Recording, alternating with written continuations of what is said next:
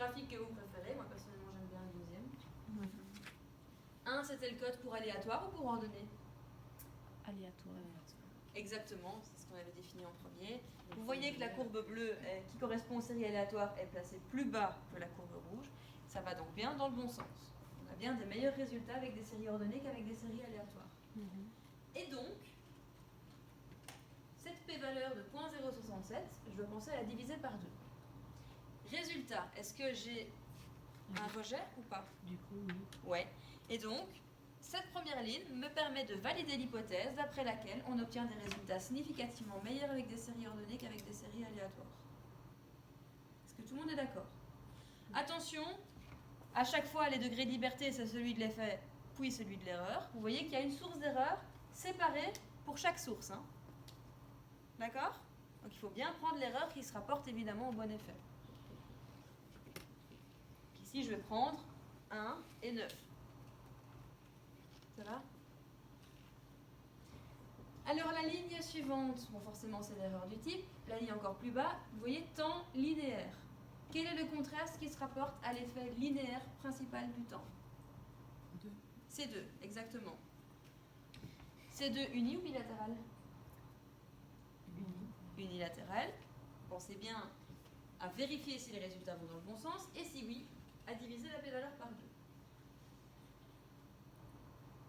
Est-ce que j'ai bien une restitution qui est de mieux en mieux quand j'ai plus de temps? Oui. Oui, c'est bien croissant. Donc les résultats vont dans le bon sens, et donc je dois diviser ma p-valeur par 2. Attention que ça peut sembler encore plus piégeant avec une si petite p-valeur, parce que si vous oubliez que c'est unilatéral, vous allez d'office mettre rejet de l'hypothèse nulle, alors que si les résultats ne vont pas dans le bon sens, je vous rappelle que ma p-valeur, elle sera de 0.995. D'accord? Donc, ça va pas du tout dans le bon sens.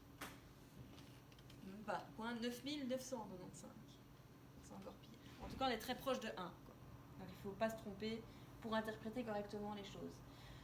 Oui, donc ici, ça va dans le bon sens, je divise ma p-valeur par 2, et donc je peux en conclure que plus on a de temps, plus on va être capable de restituer le chiffre correctement. Je vous rappelle que pour terminer de valider l'hypothèse liée à l'effet principal du temps, il faut aussi que C3, c'est-à-dire la composante quadratique de cet effet, soit non significatif. Est-ce que vous repérez l'effet quadratique du temps dans ce tableau? Juste en dessous. Juste en dessous. P-valeur bilatérale, donc il n'y a pas besoin d'y toucher. Est-ce que je rejette ou pas l'hypothèse nulle? Oui. Non. Non, effectivement, je suis au-dessus du risque alpha. Et donc là, maintenant, je peux dire que j'ai complètement validé l'hypothèse liée à l'effet principal du temps. D'accord? Il ne manque plus que l'interaction. C4, composante linéaire de l'interaction. C'est donc la ligne ici. Hypothèse unilatérale, donc je dois d'abord vérifier que les résultats vont bien dans le bon sens. Je vous rappelle que mes attentes, c'était que la différence entre les séries aléatoires et ordonnées allait s'estomper quand on avait plus de temps. C'est bien le cas? Tout à fait. Oui, hein, clairement, ça ressemble d'ailleurs très fort au graphique qu'on avait fait tout à l'heure sur le tableau. Et donc je dois penser à diviser ma p-valeur par 2. Résultat significatif ou non significatif? Significatif. Effectivement, 0.032 divisé par 2, on est bien en dessous du risque alpha, et donc on rejette bien l'hypothèse nulle. Mais ça l'était déjà, même avant. Ça a été avant, vous voulez dire en bilatéral? En bilatéral, on aurait aussi rejeté l'hypothèse nulle, effectivement, ici. Mais par contre, si on avait été en unilatéral avec des résultats qui vont dans le sens opposé, là, on aurait eu un résultat non significatif. Puisqu'on aurait dû faire 1 moins 0.016, et donc on aurait été bien au-dessus du risque.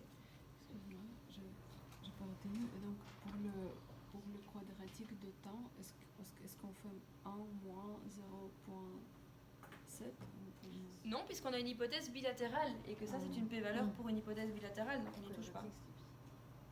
Ça va? Il n'y avait que pour C1, C2 et C4 qu'on avait une hypothèse unilatérale. Donc on laisse comme ça. Donc on ne touche pas à la p-valeur pour C3. Et non rejet. Et enfin, il me manque plus que C5, composante quadratique de l'interaction. Conclusion, qu'est-ce qu'on en dit? Non, rejet. Effectivement, p-valeur largement au-dessus du risque alpha, on ne rejette pas l'hypothèse nulle. Et puisque C4 est significatif, C5 ne l'est pas, je peux valider l'hypothèse liée à l'effet d'interaction. Conformément à mes attentes, l'effet, la différence entre les séries aléatoires et ordonnées va s'estomper à mesure que le temps de présentation des séries augmente. Et voilà qui conclut les hypothèses. Alors je vous avais dit que je voudrais montrer encore un tout petit truc après ça. regarder un dernier effort de concentration parce que c'est important. Parce qu'on va regarder le tableau de décomposition de la variance et la bonne nouvelle c'est que ça va aller beaucoup plus vite que pour les plans nichés. J'imagine que vous avez déjà compris l'idée de base, c'est exactement les mêmes colonnes que tantôt. Les sources, je vais de nouveau décomposer la variabilité totale en la variabilité intra et la variabilité inter. Rappelez-vous tout à l'heure, on avait bien détaillé la variabilité intersujet mais très peu la variabilité intra. Cette fois c'est exactement le contraire parce que tous mes facteurs sont de type intra. Ça veut dire que le total intra va être décomposé en 5 contrastes. Et vous voyez que la plupart des lignes, C1, erreur C1, C2, erreur C2, etc. Tout est là. D'accord? Du coup, la bonne nouvelle, c'est que tout ça, c'est copier-coller du tableau d'une sortie des contrastes que vous avez obtenu dans vos outputs. Attention, copiez pas sans regarder ce que vous faites parce que l'ordre n'est pas le même. Ici, on a C1, erreur C1, C2, erreur C2. Alors que tantôt, on avait C1, erreur C1, C2, C3, erreur C2, erreur C3. Donc, il faut bien être attentif. Il faut bien coller, évidemment, chaque ligne en fonction de la source à laquelle elle se rapporte. À part ce détail-là, si je veux connaître maintenant le total intra, donc la valeur ici, qu'est-ce que je dois faire? La somme de C1, C2, C... Non, pardon, R... Total intra. Ouais. La somme de tout. Ben, la somme de toutes les sources intra. Ok?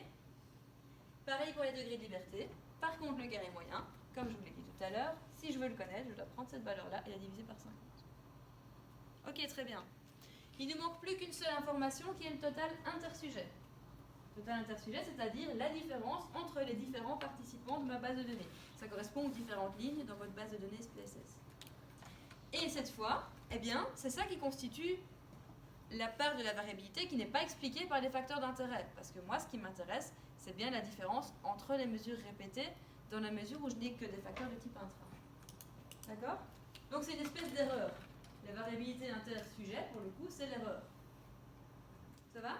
C'est ce qui n'est pas expliqué par mes facteurs. Pourquoi est-ce que je vous dis ça? Pour que vous compreniez pourquoi, dans le tableau test of between subject effect, forcément intersujet between subject, je vais regarder la ligne qui correspond à l'erreur. C'est ça que je vais retenir et que je vais coller dans mon tableau. D'accord? Vous voyez la valeur 35,75? Eh bien, ici dans mon tableau, 35,75, c'est bien la ligne que j'ai collée là. Ça va? Sortie between subject, j'ai pris la ligne de l'erreur et je l'ai copié-collé. Est-ce que ça va toujours? Non? À quel moment ça a plus été? Juste à la fin. J'ai pas compris pourquoi on prend que l'erreur. Parce qu'en fait, l'intersujet correspond à la différence entre chaque ligne de ma base de données. C'est en fait la seule source de variabilité qui ne correspond pas à un effet qui m'intéresse. La différence entre les différentes conditions est expliquée par mes facteurs. Par contre, la différence entre mes sujets, pas. Et donc, l'intersujet, ici, correspond à l'erreur. C'est l'erreur. Ça va? Dernière chose, si vous voulez connaître le total, qu'est-ce que je vais additionner? Intra et inter. Exactement, donc 42 plus 35. Pareil pour les degrés de liberté. Carré moyen, comme toujours, si vous voulez diviser la somme des carrés des écarts par les degrés de liberté. Ça, 78 sur 59. Et il ne manque plus que la PRE, comme tout à l'heure, vous avez la formule. Et une autre chose très importante qu'on n'a pas encore, c'est les coefficients bêta. On n'a pas encore ce qu'il faut pour pouvoir le faire. Vous savez que, comme je vous l'ai déjà dit à plusieurs reprises, si je veux connaître les équations du modèle augmenté, c'est-à-dire les coefficients associés à chaque contraste, je suis censée refaire l'analyse en passant par une autre approche que le menu GLM pour la Nova. D'accord? Donc l'approche qu'on était censé faire la semaine prochaine, c'est celle qui permet de connaître les valeurs des bêta ici. Et c'est la seule chose que vous ne savez pas obtenir dans ce tableau sur base de l'approche qu'on a vue via GLM. D'accord? Bon ben voilà qui conclut les plans croisés. Donc n'hésitez pas si vous avez des questions. Et si pas, ben,